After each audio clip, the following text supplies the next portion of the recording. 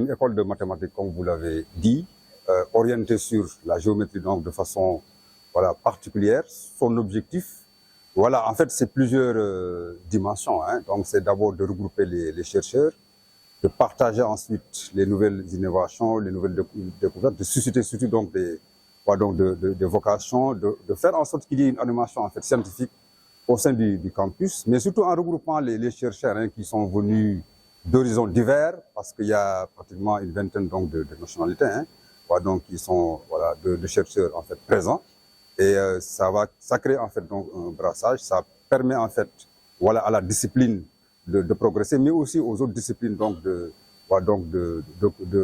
faire donc des avancées, mais aussi ça impacte en fait donc les autres disciplines comme la physique, la chimie entre autres, donc ça leur permet à ces disciplines-là aussi donc de progresser. Donc c'est ça qui fait que en fait cette école est d'une utilité donc très importante, portée par le département de mathématiques au sein donc de l'UFR SATIC de notre université. Elle a pu donc bénéficier donc de pas mal de financement. Donc surtout, c'est ça qui a fait que donc on a pu faire venir donc les chercheurs au niveau donc des horizons divers. Je l'ai dit dans notre discours, le président de la République en parle, monsieur le recteur à chaque fois qu'il prend la parole, il en parle. Les experts que nous sommes aussi, on pointe du doigt en fait l'importance de cette discipline. Un pays ne peut pas se développer sans les mathématiques, parce qu'un pays, le développement d'une quelconque contrée est basé en fait sur les sciences. Quand on parle de sciences, c'est systématiquement et obligatoirement donc les mathématiques.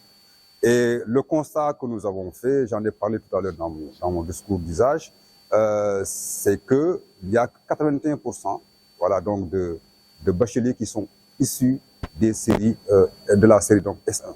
Ce qui fait que ça va arrêter en tout cas donc le nombre d'économistes, on peut le dire comme ça, le nombre de spécialistes en biologie, en chimie, en physique, parce que là, les mathématiques sont la base de la science.